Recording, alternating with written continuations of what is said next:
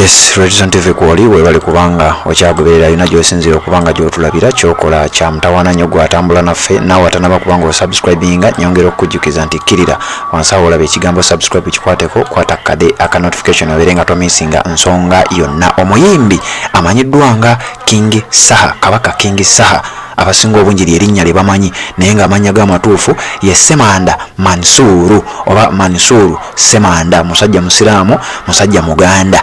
King Saha ono ayina ebigambo by'azayogera byenjagala okubanga tugabanako ffenna. King Saha muzze mu mulabe emirundi egisinga obungi ng'atambula ne Robert Kyagulanyi Ssentamu buli walaga, era mwamulabako Robert Kyagulanyi Ssentamu bwe yagenda e Masaka. King Saha y'omu ku bayimbi abaaliwo ennyo era nga babeerawo nnyo ne Robert Kyagulanyi Ssentamu. King Saha ono ennaku zino ayina ebigambo byafulumamu ng'ebigambo biragira ddala nti omusajja alwanirira enkyukakyuka. Jjukira King Saha ono ayina enteekateeka gye yatuuma 100 songs of revolution, nga mu nteekateeka eno agamba nti agenda kuyimbiramu 10 n'omusobyo oba yagamba albums oba yagamba nnyimba nga zino zonna zigenda kuba zirwanirira nkyukakyuka. Ebiseera ebisinga mu mulabye nnyo ng'atambula Robert Kyagulanyi Ssentamu ng'alabika omusajja yategeera abantu kye baagala. King Saha yavaayo n'ategeeza nti ayina enteekateeka gye yatuuma 100 songs of revolution. Kakati yavudde mu kugamba nti kuyimba wabula n'atandika okuba nga ate azifuula emboozi buli wabeera. Ennaku zino mwalaba abantu be baamenya saidi z'ennansana, abamenyebwa amayumba nga bambi ne yayina akayumba akatono ke yakazimba naye kamenyebwa. Gavumenti ng'egamba nti bazimba mu kibangirize ekya Nnema abatakkirizibwa kuzimbawo, nga King Saha agamba nti ate waliyo ab'amaanyi bo nga bazimba mu bitundu ebirala ate nga nalabyo bifaanaganira ddala oboolyawo n'okusinga kino bano bwe bazimba. King Saha agamba temujja kunyigiriza bantu bali wansi nga tulaba, tuteekwa okulwanagana nammwe, tuteekwa obbabuulira. King Saha ebigambo bino byenjagala okusooka nkuwe obiwulirize, then oluvannyuma nzije tubeere nga tweyongerayo n'ensonga endala zigenda mu maaso. Tofaayo ku background, tuyina ensonga ze tuliko wano endala ze tuli mu kwasaganya naye nga tugenda gezaako okulaba nga tukitegeeza. Sooka owulize ebigambo bya King Saha then nzije tubeere nga ate tweyongerayo. Redison TV kwoli kanzije tubeere nga tutandikira we twakomye n'ensonga eno yennyini nnyini. Mujja abantu mu Lubigi mu Ntobazi, kyokka kampuni zonna ze mwakola ennamambe ziri mu Ntobazi. Kati abakola kampuni ennamambe mu Ntobazi bo banene kyenkana ki? Okujja oli asula wali n'abaana be ng'ensi yamukwatira awo mu Lutobazi. Genda mwetegereze ennamambe mwenna bannayuganda.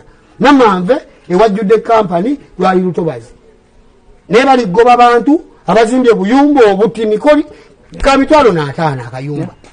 Uyita omuwa miliyoni 2 mugenda nonya wuzimba akebbe. Naye omuntu oyo agenda kwagala atya nga akaabya abaana balaba. Tusondedde bannaffe tukomye. Oba oliawo oli n'akaaba kino, oba oliawo oli n'akaaba kino, naye nga byonna amaziga gava ku kintu kimu gavumenti. Oba oliawo w'okumwalo n'akuba. Batwala amaato ga kojja wange 10. Okitegeera? Eryato limu liva lulina kumpi miliyoni 5. Batutte miliyoni 5 olwo. Batwala amaato. Omukyala ali mu operation ya fisheries watwala amaato ga kojja wange 10 kuleka Kyoga. N'obutimba n'eyingini. Gazikati gwasubira ndi kojja wange y'omu ku basajja bakulu abalinamu ssente, abakambwe, abanyiivu ng'asana fundinga abakosa. Katubyogere. Kubanga mwe mutwagala ffe tubeere suffocated tukabirewa. Mukama naye atuli wala tumala kufa. Buli muntu naba ku pressure, olaba omusirikale abanja ki? Abasirikale twali tusubira nti batukuuma bukuumi. Byola group y'abasirikale ogamba abanja ki? Oba ovuga emmotoka ogamba no permit biki. N'oba ogirina permit mudda ku issue endala. N'onyonyola omusirikale nzirusa mulwadde mu ddwaliro agamba teeka wali. Nze muntu ng'afaako nja kumenya amagulu. Okitegeera? Kiraba. Nyizeemu kati nibambi lwa respect nkunyonyola gyafanda omulwadde omulaba. Ate ngamba sigala wano. Oyagala emitwalo egi? Otta omuntu wange.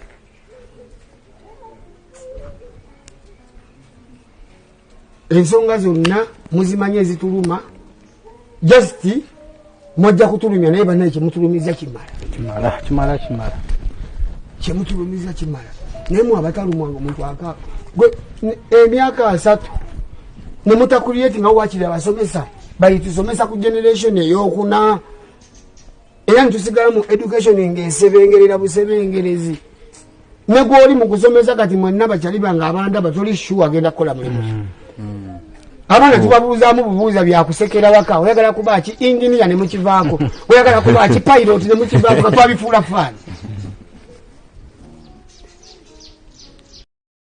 Yes, webale kubanga okyaliko yonna gy'osinzira okubanga gy'otulabira ekifaananyi ekyo byebyo ka factories oba companies zayogerako eziri mu kifo kye bayita Namanve. King Saha agamba nti abantu bano nabo bazimba mu ntobazi naye gavumenti ebawa buwi bukuumi tebagambako naye ate ng'ebiseera ebisinga ebifo bye bazimbamu bireetera ebifo ebiriranyeewo okubeera nga biregamwamu amazzi agandibadde galegamu awo we bazimba kubanga ezo zennyini ziba ntobazi era kyovalanga enkuba weetonya buli abaliraanye Namanve embeera gye bayitamu ebeera efaanaganako bwetyo. Kati King Saha agamba gavumenti bwebanga ddala olwanyisa kuzimba mu ntobazi bano bennyini abazimba mu Namanve bewandibadde otandikirako so si muntu wa bulijjo kale tetuganye ne waba yazimba mu lutobazi nga wandyagadde baveewo mu lutobazi omwo bazimbye wakiri kwata sente kubanga abo abantu osobola obbafandinga osobola obbaliyirira kwata sente bagambe nti gwomanyi kwata milioni 2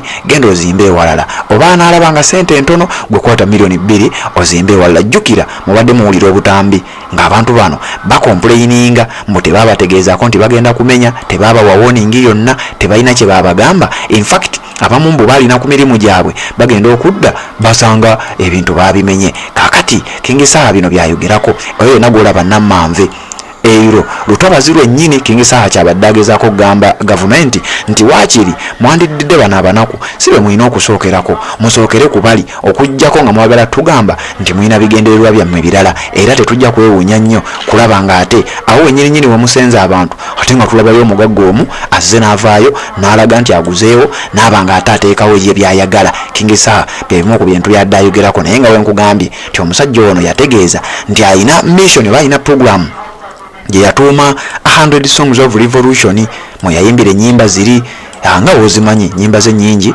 zazayimba naddala ezikwata ku bintu ebyenkyukakyuka. Kati yategeeza nti alina ennyimba oba albums oba nyimba 10 ezogera ku nsonga ez'enkyukakyuka naye ng'oggyeko ebyo tumulabye emirundi mingi ng'atambula ne Robert Kyagulanyi Ssentamu ng'oba oli awo munnaye kiyinza okuba ng'asiiga kifaananyi ku kye yali ayogerako nti kati muntu wankyukakyuka nnyo. Webale kubanga okyagoberera byebigambo bya King Saha byembadde njagala okuba nga nkutuusaako obeere ng'ate obiwuliriza.